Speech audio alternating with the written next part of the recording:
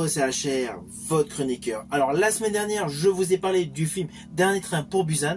Naturellement, aujourd'hui, je vous parle du film Peninsula. Alors c'est clair, il est en dessous de Dernier train pour Busan, mais cela reste un film à découvrir. Naturellement, je vais vous dire pourquoi ce film est inférieur au premier. Mais avant cela, n'oubliez pas, si vous n'êtes pas abonné, pensez à le faire. Pensez à la petite cloche pour les notifs. Let's go!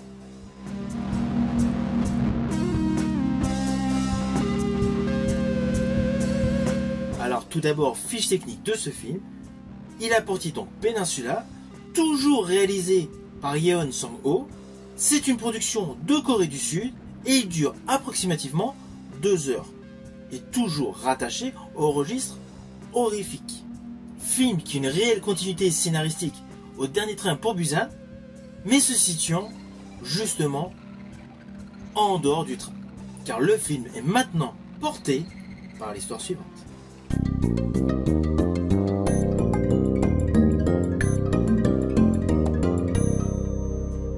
Alors le début de ce film se déroule en même temps que l'action de Dernier train pour Busan.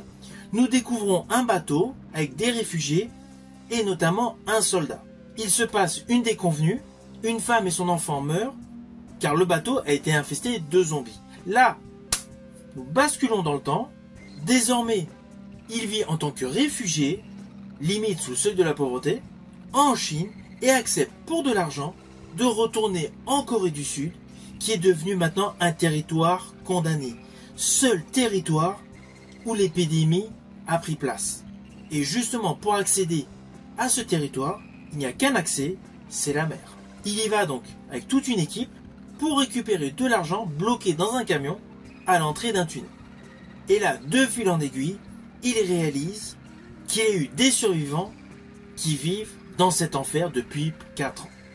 Alors ne vous inquiétez pas, je n'irai pas plus loin sur les lignes scénaristiques. Alors pourquoi je vous ai dit au début que celui-ci est en dessous du premier?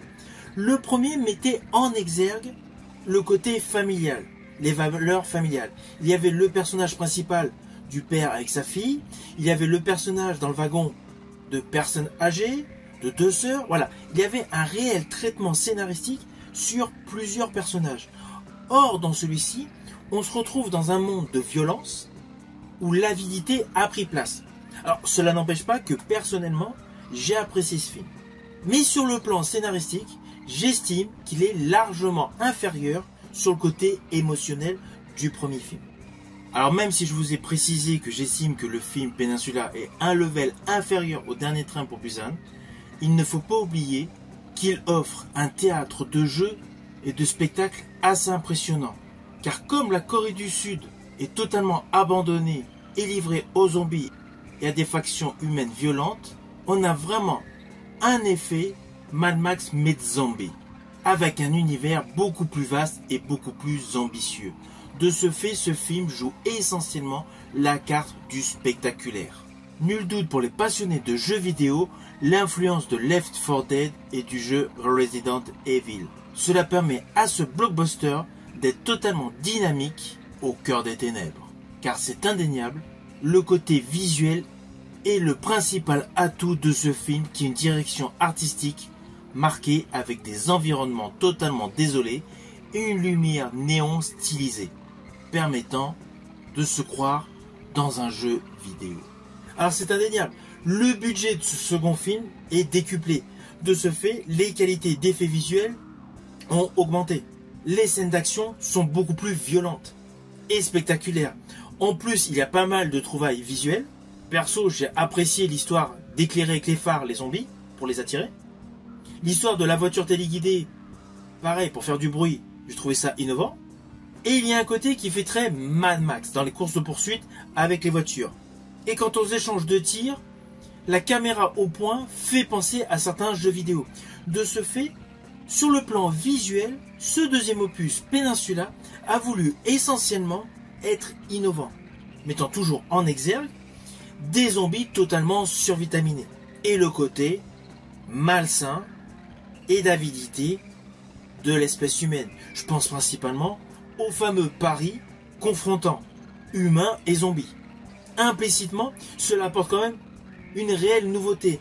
On est dans une suite scénaristique vraiment différente du premier film. On n'est pas dans la continuité, allez, on va dans un autre train et on essaye de survivre poursuivi par des zombies.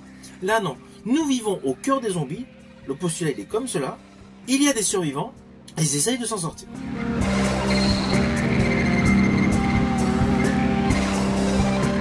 Alors au final, naturellement, c'est un film que je vous invite à découvrir. C'est vraiment un action movie avec zombies.